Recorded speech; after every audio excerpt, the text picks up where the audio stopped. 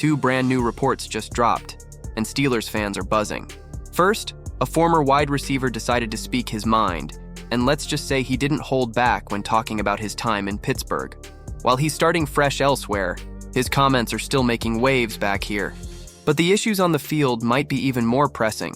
The heart of the defense, once the symbol of toughness, now seems to be missing in action when the team needs him most.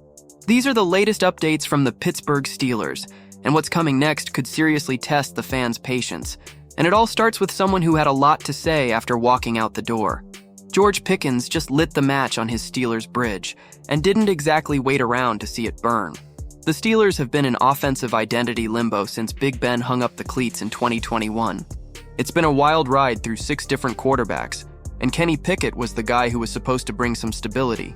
Spoiler alert, he didn't. Pickett, the hometown kid out of Pitt, got the first crack at the gig, but things never really clicked. He showed flashes here and there, but between him and then offensive coordinator Matt Canada, the Steelers' offense was more meh than menace. Pickett's now in Philly. And Canada? He's looking for his next gig. Enter George Pickens, who came in with that same 2022 rookie class as Pickett and was expected to be a major weapon in the offense. But man, that connection just never took off. The chemistry wasn't there, the play calling didn't help, and unless Najee Harris was dragging defenders for extra yards, the offense barely had a pulse. Fast forward to now, Pickens is rocking the star on his helmet in Dallas after an off-season trade sent him to the Cowboys. And let's just say he's not shedding any tears over leaving Pittsburgh. Speaking to the media recently, Pickens got real about his Steelers stint. "The last place I was at, I came in with a bunch of good guys, but we were all rookies. Rookie QB, rookie receiver. It was tough to thrive," Pickens said. "I had to wait a few years before I could really show what I can do. Now I'm here with the Cowboys, and today I got to show it again. And we got the win." Translation? He felt held back in Pittsburgh. And even though he didn't drop names, that rookie QB shoutout was a clear jab at Kenny Pickett. Not exactly shocking if you followed Pickens. He's never been shy about speaking his mind, and subtlety isn't exactly his thing. But here's where it gets interesting. While he's hyped about his fresh start in Dallas, the grass hasn't exactly been emerald green. Pickens has been pretty quiet to start the season. Just 8 catches for 98 yards and a score. Not bad, but not game-breaking either, especially playing second fiddle to CeeDee Lamb in that Cowboys offense. So yeah, George might feel like he escaped the chaos in Pittsburgh, but so far, he's not the alpha dog in Dallas either. Maybe things heat up for him as the season goes on, but for now, his shots at Pickett feel a little premature considering he's still finding his footing in a new system.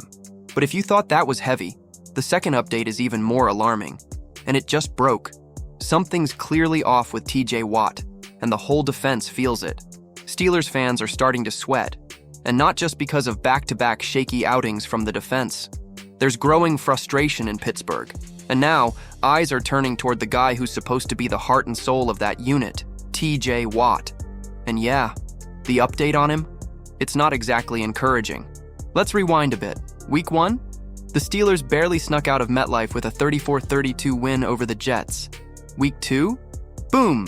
Home loss to the Seahawks at Acrisure. Giving up almost 400 yards in each of those games has fans raising eyebrows.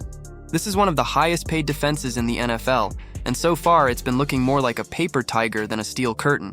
But what's got the fan base really twitchy is the quietness from number 90, TJ Watt. The engine of this defense hasn't exactly been bringing the thunder. Stat guy Daniel Valente crunched some numbers that paint a pretty sobering picture. Watt just hasn't been the same game wrecker lately. The production isn't there, and for a guy with Defensive Player of the Year hardware, that's a tough pill to swallow. Now, is this all Watt's fault? Not even close.